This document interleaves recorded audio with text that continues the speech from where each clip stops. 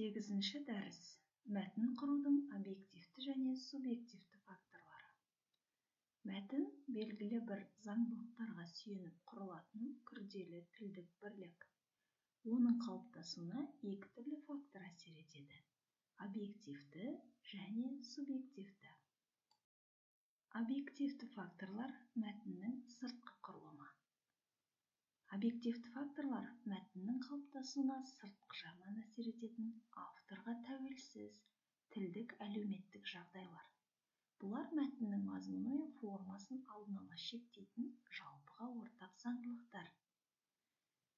Екі түрлі жағдайлар болады: экстралингвистикалық және интралингвистикалық, яғни тілдік жүйенің ішкі заңдылықтары. Экстралингвистикалық жағдайларға қоғамдық орта, уақыт пен кеңістік, мақсаттық коммуникативтік жағдай, қай жерде кімге арналған мәтін. Мысалы, заң мәтінінің құрылымы ресми стиль нормасына тәуелді, автор өзгерте алмайды. Тілдік жүйенің ішкі заңдылықтары интралингвистикалық.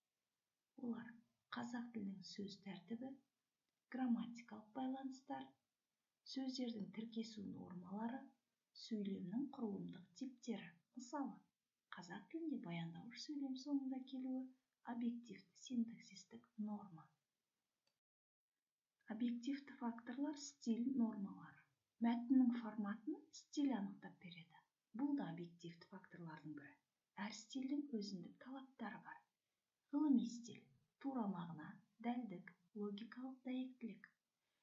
Публицистикалық стиль, ақпараттық, ықпалды, қоғамдық мәселелер. Ресми стиль, стандарттық, заңдылық, нақтылық. Көркем стиль, образдылық, эмоциялық, эстетикалық. Ауызекі стиль, қарапайым, еркін, күнделікті қолданыс. Мысалы, ғылыми мәтінде эмоция болмайды. Бұл объективті талап. Оны автор өз қалауынша өзгерте алмайды. Субъективті факторлар. Авторлың даралығы. Автордың жеке ерекшеліктеріне тәуелді болады. Олар мәтіннің даралығын, өзіндік стилін, автордың бейнесін жасайды және мәтінді бірегей етеді.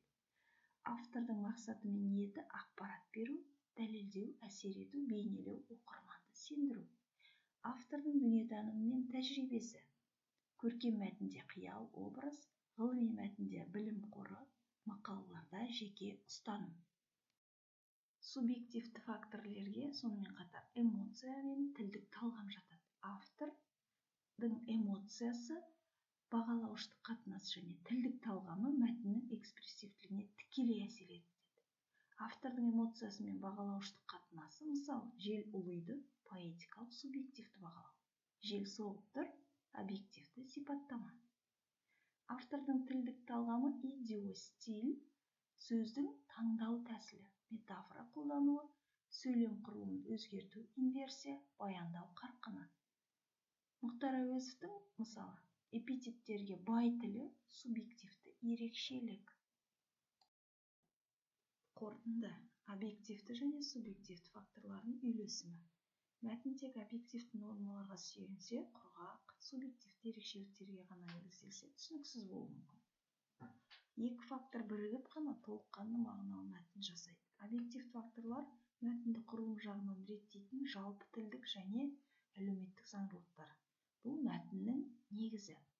Субъективті факторлар мәтінді авторға тән даралықпен толықтыратын ішкі шығармашылық элементтер. Бұл мәтіннің жаны.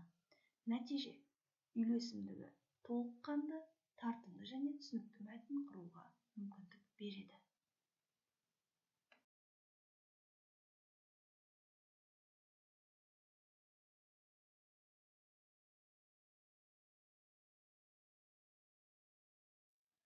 Мәтіннің байланыстылығы мен тұтастығы дейді. Мәтін сапасы оның байланыстылығына, когезияға және тұтастығына, когеренттілікке тікелей байланысты болады.